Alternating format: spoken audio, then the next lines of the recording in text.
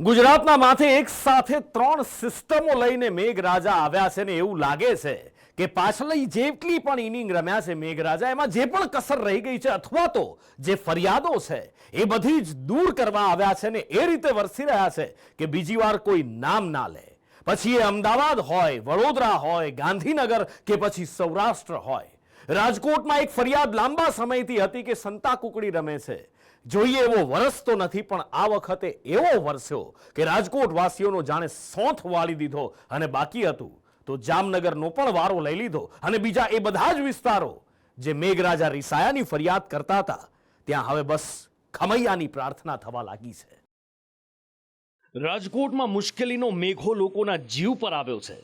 જન્માષ્ટમીની મોડી રાતથી રાજકોટ પર તૂટી પડેલા વરસાદે અનેક વિસ્તારોમાં તાંડવ કર્યું છે, પણ સાથે સાથે કેટલીક ખુશીઓ પણ લઈને આવ્યો છે.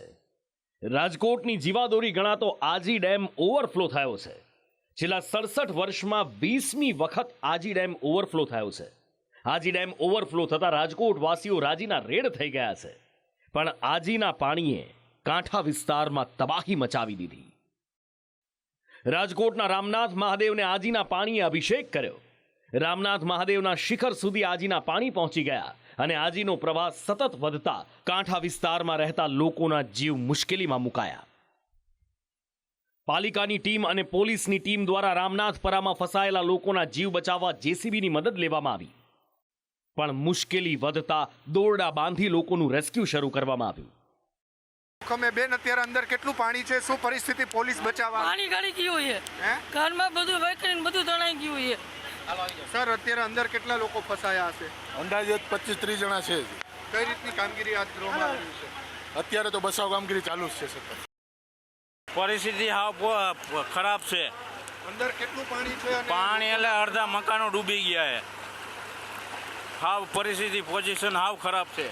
અંદાજે બધાને કાઢી. કેટલા લોકો અત્યારે અંદર હે હજી 20-25 જણા હે. બૈરાન ડોઈ માજીઓ. આ પાણી અચાનક રાતે આવ્યું? હા, અચાનક આવી ગયું. ડેમ ઓવરફ્લો થઈ ગયું, એમાંથી ને ચાલુ થઈ ગયું.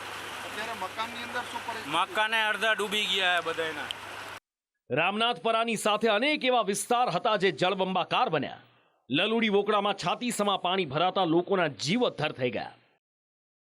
રાજકોટમાં સતત 3 દિવસથી ભારે મેઘ વરસાદ થઈ રહી છે ને તેમના કારણે શહેરના અનેક વિસ્તાર જે છે તે પાણીની અંદર ગરકાવ થયા છે. અત્યારે હું આપને જે દ્રશ્યો બતાવી રહ્યો છું તે લલુડી ઓકરીના છે કે જ્યાં લોકોના ઘરની અંદર પાણી જે છે તે ઘૂસી ચૂક્યા છે અને તેમના જ કારણે અહીંયા જે છે તે સ્થળાંતર કરવાની કામગીરી પણ કરવામાં આવી હતી. આપ દ્રશ્યો જોઈ રહ્યા છો કે અહીંયા કમરથી પણ ઉપરના પાણી આગળ જઈએ તો જોવા મળી રહ્યા છે. અત્યારે લોકો જે છે તેમના ઘરની અંદર અત્યારે પાણી ઘૂસી જતા અત્યારે તંત્ર જે છે તેમના દ્વારા અત્યારે કામગીરી હાથ ધરવામાં આવી છે.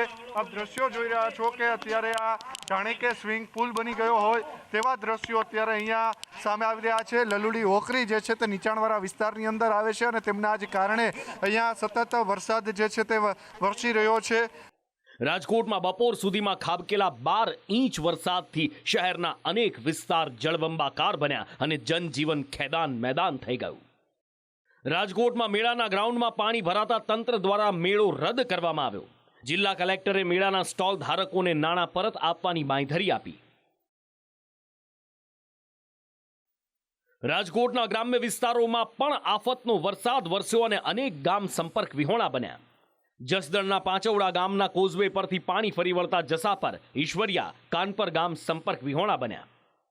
જસદણના ભંડારિયા ગામની સીમમાં આવેલ ચેકડેમ પાસે પાણીની આવક વધતા એક ખેડૂત ફસાયા હતા જેમનું સ્થાનિકોએ રેસ્ક્યુ કર્યું. જસદણમાં ભારે વરસાદથી ઘેલા સોમનાથ મંદિર પાસે દિવાલ ધરાશાયી થઈ ઇકો કારનો કચ્ચર ઘાણ વળી ગયો. રાજકોટ બાદ હવે વાત જૂનાગઢની. રાજકોટની સાથે આફતના વરસાદનો માર જૂનાગઢમાં પણ શરૂ થયો. ગિરનાર પર્વત પર ધોધમાર વરસાદ પડતા દામોદર કુંડમાં ઉછાળા મારતું પાણી જોવા મળ્યું. દામોદર કુંડ જાણે ઓવરફ્લો થયો તેમજ સોનરખ કુંડમાં નવા નીરની આવક થઈ. જૂનાગઢમાં ભારે વરસાદ થતા ભવનાથ જતો રસ્તો જળબંબાકાર થયો. ભારે વરસાદની આગાહીના કારણે તંત્ર દ્વારા લોકોને બહાર ન નીકળવાની અપીલ કરવામાં આવી. જૂનાગઢના જોશીપરા અંડરપાસમાં પાણી ભરાતા રસ્તો વાહન વ્યવહાર માટે બંધ કરાયો. આ તોફાની વરસાદની અસર જૂનાગઢની સાથે સાથે ગીર સોમનાથના દરિયામાં પણ જોવા મળી. વેરાવળમાં ભારે વરસાદ સાથે દરિયામાં તોફાની કરંટ જોવા મળ્યો. અરબી સમુદ્રમાં ઊંચા મોજા ઉછળતા અશ્વિની સાગર નામની બોટ દરિયામાં પરત ફરતા સમયે પલટી મારી ગઈ. જો કે સદનસીબે ખલાસીઓનો આબાદ બચાવ થયો. અમરેલી જિલ્લામાં પણ વરસેલા અવિરત વરસાદથી નદી નાળા છલકાયા છે. અમરેલીમાં પડી રહેલા સાર્વત્રિક વરસાદથી બાબરાની કાળુભાર નદી બે કાંઠે વહેતી થઈ. ઉપરવાસમાં ભારે વરસાદના કારણે સુરવો 1 ડેમમાં પાણીની આવક વધી અને દરવાજા ખોલવામાં આવ્યા. નીચાણવાળા વિસ્તારોમાં આવતા વડિયા, ચારણિયા, સમઢિયાળા ગામને એલર્ટ કરાયા. સૌરાષ્ટ્રના અન્ય કેટલાક જિલ્લાઓમાં પણ આફતનો મેઘો વરસ્યો છે અને અહીંયા પણ લોકોના હાલ બેહાલ થયા છે. બ્યુરો રિપોર્ટ, સંદેશ ન્યૂઝ.